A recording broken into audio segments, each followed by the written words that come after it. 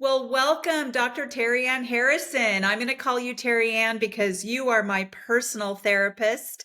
I have known you for approximately 1 year, and I am incredibly grateful that you were able to accept me as your client because you, I have to say, saved me on many different levels this entire year. So, Terianne, welcome. Well, thank you. And I'm honored to be your therapist and I'm honored to be here with you. Good. Well, I hope that, we can share with the audience some of the greatness that you have brought to my life and what some, morsels of advice on, having people reach out for therapy and understand that it is not a shameful thing to reach out for help. In fact, it will probably help people more than they actually know. So, um, one of the questions I really want to ask you, and I think is really important because not all therapists are created equal, and some people get in it for the wrong reasons or reasons that probably aren't really to make connections with other people. So, why is it? How is it that you became a therapist? What led you there? Well, there are a lot of things that led me there, but I think the strongest motive for me was recognizing that there's a real need in our community for mental health care. Um, there aren't enough therapists to go around as anybody who is actively seeking therapy right now finds they're on a long wait list. So I just felt like it was a good way for me to give back to my community. I've done many things in my life, and this was seemed like the culmination of a lot of different ideas and interests that I had. Very good. And in your intro, you're married to a therapist. I am. That must be an interesting marriage. Well, my husband and I are teachers, so I mean, we're retired now, but having the same occupation in the house is probably pretty interesting. It Um, is. We don't bring it home much, but okay, yeah, you don't try to it's therapize each other. no, we take the hats off once we get into the car and go home. So So, yeah. what are some of the benefits of seeking therapy when you need it most? And actually, just, I mean, maybe not even when you need it most, but just for any kind of life situation that's going on. What are some of the benefits for seeking therapy? Oh, gosh. And, I'm just going to touch on the fact that waiting till you need it the most is probably not the safest bet because, as I said before, getting in to see somebody isn't always easy. But if you have an established relationship with a therapist, you're good to go when the shit hits the fan, so to speak. Right. Right. Um, I think the benefits are just exponentially massive. It's a safe space to talk about your feelings and struggles without worrying that other people are going to get a second or third hand version of that. Um, a therapist really works to get to the root of issues and help you work through things that with strategies and ideas that you might not have come up with on your own. This is a little different than working things through with friends, which is also valuable. I mean, having good friends around to give you advice and to commiserate with you is a really good thing. A therapist doesn't really do that, though. A therapist really tries to get you to look at things from a more holistic point of view. If you can find new ways to look at your experiences and your relationships, then you can deal with issues that come up a lot better. Yeah, that sounds that I mean to me that's kind of the connection that I feel like I have with you. When I met you, I didn't know you at all, and you probably know me better, way better now, because we meet on a pretty regular basis, and I feel like you have unraveled some things that have happened in this last year that I don't know how I would have gotten through without you. Like I felt like I was tumbling through this entire breast cancer journey, and I'm still in my breast cancer journey. Let's be Mhm. clear, I am still healing and I still have a lot of things to work through, including with my husband. Um, you know, I know that you encouraged my husband and I to seek out marriage counseling because when it all comes down to it, he's part of my journey, Right. and sometimes there's some serious misunderstandings, like understanding what's going on in my heart and in my head, and then of course I have to understand what's going on with him. So different therapists for different reasons. I like the Right. fact that I've got you that I can talk to myself, and then we have another therapist that my husband and I go to, that we can talk out things that are going on in our lives. That I just know that with caregivers, there's such a high percentage of couples that don't even stay together Right. during an illness like this because people don't know how to deal with it. And I'm Mhm. pretty lucky that I have someone who is tumbling through it with me. Sometimes it's very, very messy and scary, Sure. Sure. but he's also willing to seek that counseling. So, what is it that people should be looking for when they are seeking out, choosing a therapist? Right. Well, I mean, the first thing to recognize is it's not one size fits all. That right out of the gate is important. And if you meet with a therapist and you don't really feel a connection with that therapist, I recommend going at least twice. But sometimes you don't need two visits to recognize you just don't feel comfortable. And don't be afraid to say that because it's not about the therapist's ego, it's about your needs and you're being comfortable enough to talk about what you need to talk about. You need to feel comfortable with the person, um, because if you don't, then you're going to be really reluctant to talk about things that are difficult. And that's not therapeutic. If there's a therapist that you align with who has worked, say, with other cancer patients before, that's helpful.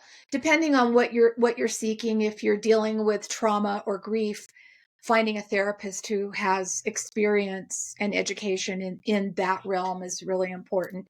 And there are a lot of different modalities for therapy. So it's kind of like being in a candy store, just trying one thing and seeing if it works. And if it doesn't work, then maybe moving on to try something else. But, just recognizing that you need to feel comfortable, you need to feel an affinity toward the person that you're talking about hard stuff with.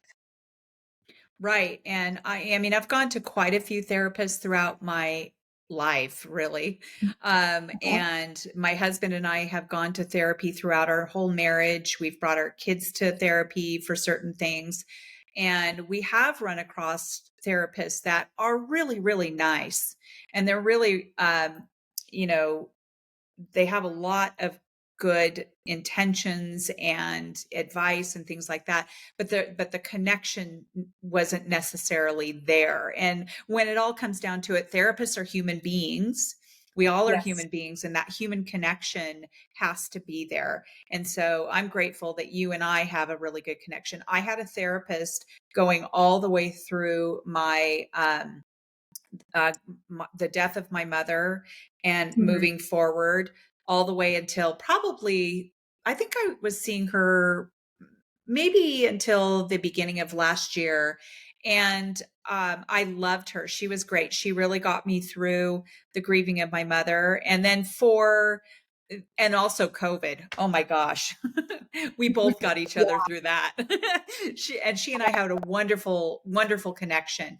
When the breast cancer came along, because this is going to go into our next question about people who have diagnosis like cancer or any major illness, and the Right. importance of people reaching out for that help. Um, I knew at the beginning of my diagnosis that I was in such a deep, dark depression, like super dark, different dimension. Like I didn't even know where I was, what was going on. And Yeah. I just remember my really good friend referred me to you. And I was grateful that you accepted me as your client, like I said at the beginning. And what I like about you, Terianne, is that you are very action driven. Um, you have advice on action steps that I can take from circumstance to circumstance. And instead of just sitting there talking about stuff, like we can talk about stuff all day long, like you and I could be friends on the outside. And I just know that about us just because that connection that we have. But when it Mhm. comes down to it, as my therapist, you have ideas on what I can do to get through certain things. So I really appreciate that. And when people have a diagnosis for cancer or any other illness, Mhm. um, it's scary. And Yeah. there are all kinds of different phases that you go through. I went through the dark depression, fear, all of that. And I needed that extra support. So, what are your thoughts on people actually seeking therapy when they get a diagnosis like that? Well, I think it's as important as chemotherapy in many ways. I mean, maybe that's a little bit dramatic, but it's very, very important because I think that, like, as you just pointed out, you have a lot of fears, a lot of dark thoughts, a lot of things that are going on inside of you. And sometimes it's really hard to be able to share that with close family and friends.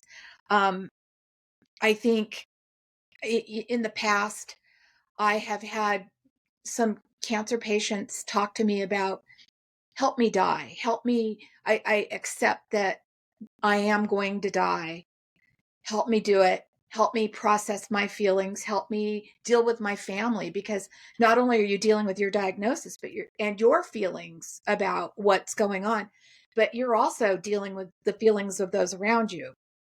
Whether it's a husband, children, friends, colleagues, whatever. Your head's kind of pinging place. And I think that talking about those things with friends kind of becomes off limits in a way. People get scared, as you probably have experienced, and I know that you have. You lose some friends who Mhm. suddenly kind of disappear out of your life, and that's a really terrible feeling on a good day. But when you're dealing with a cancer diagnosis, it's awful. It's just one of many losses that you're facing. And I think that a therapist and therapy can add an additional layer of support for you, for family members. I mean, I think it's something that an entire family should seek therapy for it. So the fact that you and your husband are both actively working on your marriage at the same Mhm. time that you're dealing with your diagnosis, it's really important. You're not the same person that you were a year ago. Your journey is different, your thought processes are different, and having a healthy therapeutic relationship is part of that journey, helping you see. You know, I try not to give advice. When you talk about me being action oriented, I like that. But in terms of advice, I think I can lay the groundwork for you, but you're the one who has to do the work. And you've openly really tried to apply what we talk about to your circumstances and to what's happening with your cancer and everything that goes with it. Right. I like that. Yeah, I think that there's a lot of people who, and I don't want to say whether it's just men or just women, because I mean, that's kind of a blanket statement, but there are a lot Right. of people who say things like, I'm fine. I'm going to get through this. I'm going to power through this. I'm going to stay strong. I got this, or we got this, or whatever. And that just kind of eliminates the possibility of walking into and through emotions. And I don't think that's healthy. I think that it's more healthy to acknowledge what's going on, acknowledge your feelings, what's going on in your heart and in your mind, um, Right. and really allowing yourself to walk into it and through it, and Mhm. then coming out the other side and moving from there. Um, I want to say that my husband yesterday, this was really interesting.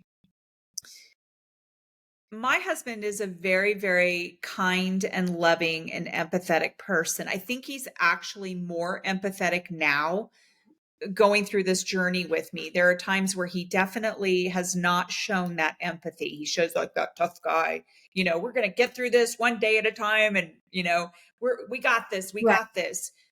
But there are times where I think that he realizes that no, I don't necessarily got this, not all by myself. And I Right. actually do have a lot of feelings. And so yesterday, we have been tumbling through some things even recently.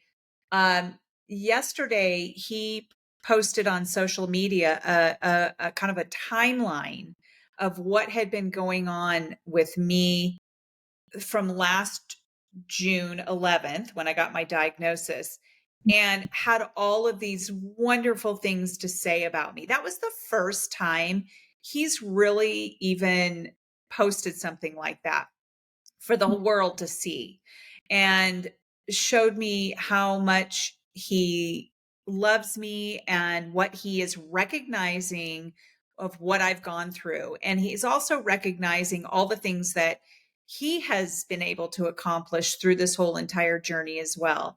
And Mhm. he got a little tear in his eye. And that's how I know that he has become a lot more empathetic, Mhm. and just opening up to the understanding that this was a and is a big, big deal.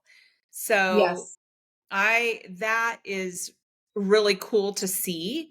And so I just yeah, I really think that people need to seek that therapy for sure. And Well, and Jamie, I think it's really important to recognize that a cancer diagnosis is not limited to the person who gets the diagnosis.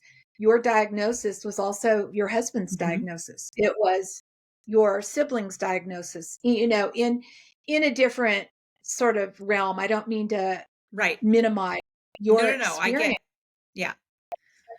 Everybody's got processing and fear to deal with, Mhm. and sometimes it takes a while for that to be expressed in a healthy way. People get angry, people become distant, um, some people walk away, but really, hopefully most loved ones will stay in it and recognize that their fear is valid, but it's just fear, it's just a feeling, and you can still fight the battle together in spite Right. of the feelings. Yeah, and to be able to identify those feelings. And Right. and again, like you said, be okay with it. Like this is part of the journey. It's no one Mhm. gets out of this kind of situation without having that fear and anxiety and, you know, all of that Right. stuff. You go through it all. Um some people say that women, I was just talking about this today with one of my former students about how women, people think that women are overly emotional or dramatic or whatever, and I'm just like, that is just horseshit. I'm sorry, but Right. I Yeah. I think that that is such a misunderstanding and societal ridiculousness as far as I'm concerned, because people Right. get to feel and people get to show their emotions. It, Yes. as long as it's not harming other people, people get to show those emotions. And I think Yes. it's really interesting when people judge about how others come across. Well, and that's a sign of their own discomfort with their feelings, that they can't really respond to someone else having an experience without personalizing it. And that's Yeah. too bad. But But yeah, again, that is something for like I recognize that now. So yeah, what I learned to do towards the beginning, I talked to another therapist in Australia, and also my original surgeon here. She said when you put it out there for everybody to hear, and that's what I do. I have a private Facebook group that I talk about the good, the bad, the ugly. And when you put it out there to people, you have to learn how to compartmentalize certain things, comments that are yeah, made. Um, right, and so, and there's a lot. right, So, yeah. going into this next question, what advice do you have for those dealing with an illness such as cancer? Uh, you know, capital letters, big capital letters, ask for help. Even if you consider yourself to be a person who doesn't ask for help, That's me. ask for help. Yes, yes. And people as a response will say, just let me know what you need, I'm here for you. Yeah, Well, they're not going to do anything unless you are specific. That's just a statement. And when somebody says hey, let me know what you need, you'd better have an answer. Yeah, you know what I need? I just need somebody to clean my bathroom. yeah, Where when you're feeling well and are not dealing with a cancer diagnosis, you probably would never dream of having somebody clean your bathroom for you right. other than a housekeeper, right? Ask somebody, hey, can you pick up my dry cleaning? Can you take my dog to the groomer? Whatever it is that you need, you have to be able to ask. And Yes, recognizing that it's what comes with a diagnosis is a responsibility to yourself and to those around you to be an advocate. You advocate for yourself, but also for your family, your friends, advocate for them. Make sure that your caregivers are getting what they need, time away, downtime, mhm, the ability to process their own feelings, whether it's on social media or with a therapist. However you do it, it's okay. And don't be shy about talking about your fears. Don't be shy about your care. If there's something you need, ask for it. Create an action plan for your caregivers, for yourself. And I know that you did that and probably continue to do that. yeah, Um, what do you need? What do you want? How do you feel? Just again, all of that falls under the heading ask for help. yeah, Don't think you can power through this alone. Some people can, but gosh, what a lonely thing that would be. And yes. you, if you have people around you, that's kind of cool because you never know when that other person's going to need you. Right.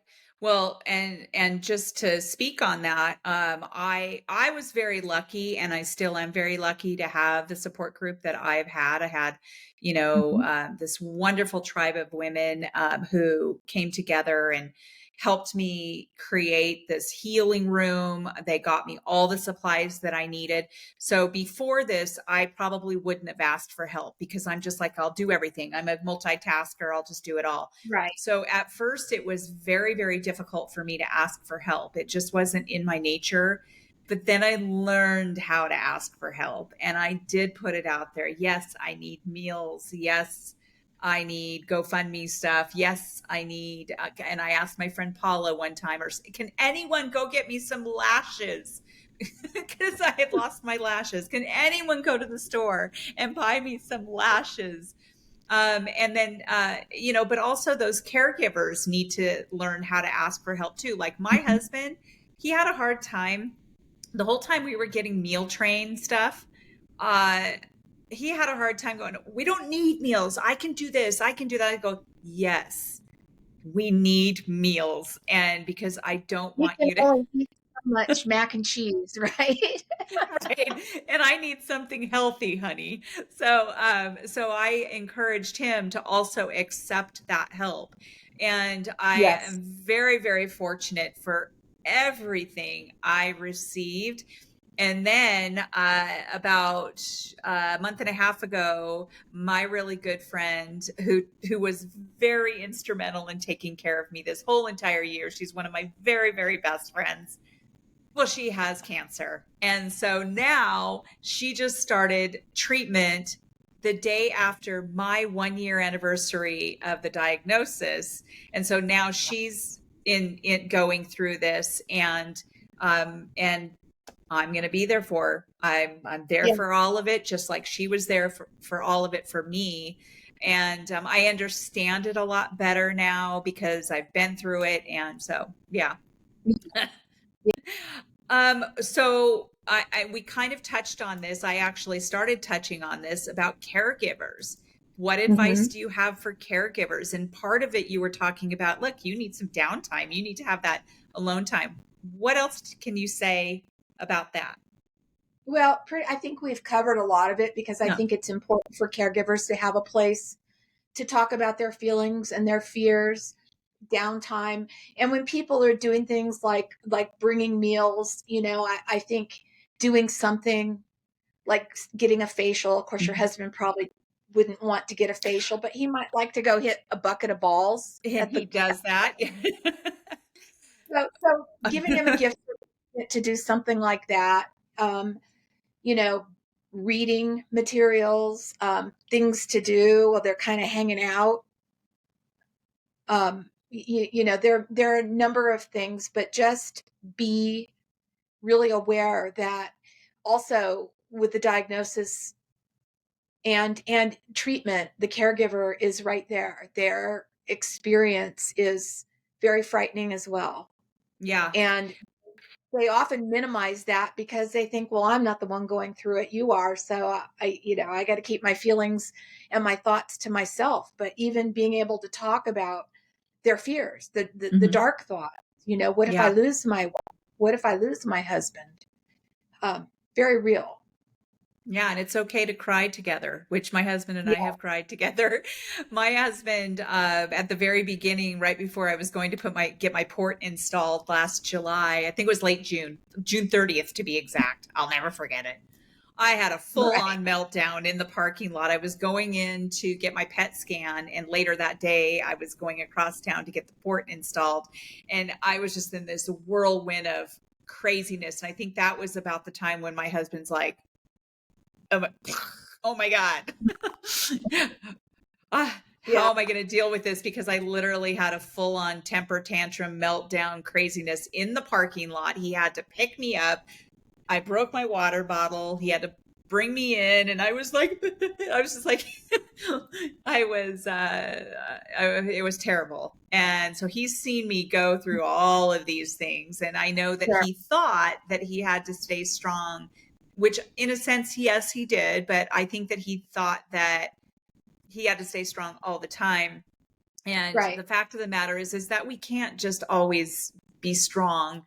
We Well, have to, you know, well, well, strength looks a lot of different ways. I yeah, think it's really important to remember that is, you know, crying together doesn't mean there's a lack of strength and he's right. not supporting you. It means that he's there with you. And sometimes, that in and of itself is more important than being stoic and, keeping the stiff upper lip, so to speak. So, Yeah, absolutely.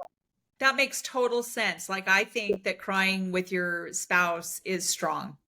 Yes, I do So, I too. mean, yeah, I mean that's such a good way to look at it, Terianne. And I Yeah. and so, you don't have to be it. The stoic part might be more the weak part. I don't know. You have a few really good resources that we're going to put in the show notes. You've got co-surviving cancer with Katie Brown, the Grief Recovery Handbook by John James, and then the Breast Year of My Life. I love that by Cara Sapida. Sapida, yes. And grief recovery, let me just point out that that isn't just about a death. Grief is about living as well, and grieving things that are different, grieving the person you were a year ago that you is has changed. I think there are a lot of different ways to frame grief. So I just wanted to point that out. It's not just about death. The death. And yeah, because I grieved my breasts. I mean, I had to have my breasts Yep. amputated. And I was Yep. absolutely devastated when I found out that I had to do that. And luckily, the kind Hmm. of surgery that I had worked so well that I feel better than I had expected. But boy, oh boy, did I grieve the loss of my breasts. And I Yeah. grieved a lot of things. But so thank you for pointing that out. And then Sure. co-surviving cancer. Is that book is kind of useful because it gives you lists. It gives you resources of different websites and different other publications, but it also encourages people to make lists when you're in it and you don't really know what to do. I think sometimes it's helpful to write things down and kind of follow a rubric. I like that. We're teachers. We follow rubrics. Right. There you go. And then the breast year of my life. Yes. That sounds like a really good book that I should be I reading. Yeah, and you probably will, knowing how you like to read. Yes. Yes. Well, and I So, also have your email address and your phone number in there in case anyone needs to get a hold of you and wants to maybe, just if you're taking any clients, I don't know if you are, but if they have questions or whatever. And I, just really want to thank you for taking the time not only to accept me as your client. I couldn't be more thrilled in my experience with you. And again, with the audience, I really encourage people to reach out and find the therapist that would work well with, your life. And um, I would say be choosy, make sure that you have a really good connection with that person, and mhm, don't do it alone. There's right. so many great therapists out there. Well, not a lot, but we have a shortage. I know that we have a lot of people who need therapy. Well, But I think it's just really magnified since COVID. yeah. I think Oh that my it's gosh. Yes. a lot of people have struggled through that, and the isolation of COVID. Yeah. Not everyone has insurance. What do you suggest people do if they don't have insurance and they really need to speak to someone? Well, a lot of therapists have sliding fee scales. Well, I shouldn't say a lot, but many do. Okay. So that's also a possibility. I usually do a little bit of a sliding fee scale for clients who don't have insurance. There are also some good clinics. Um, if you live in a town with a university, like Reno has a great um, counseling clinic right on the campus where they Okay. train future marriage and family therapists. And most large universities do have something like that. If you're a student, there's also student services at a university. So I think communities with a college or a university have a little bit of an advantage versus those who don't. But, often there are groups that are lower cost than seeing an individual therapist, which I think can be very effective, a Mhm. group setting. Um, so yeah, there are a lot of different avenues. If you've received a cancer diagnosis and you can't afford therapy, first thing I would do is contact the American Cancer. Oh, yes, for sure. Like if in our area, well, in most areas, I would imagine there are nurse navigators. So I have a Yes. nurse navigator at our hospital here, and they have resources for therapy and all kinds of things, wigs and, whatever Yeah. you need. Yes. So that's a really good point. Okay. Yeah.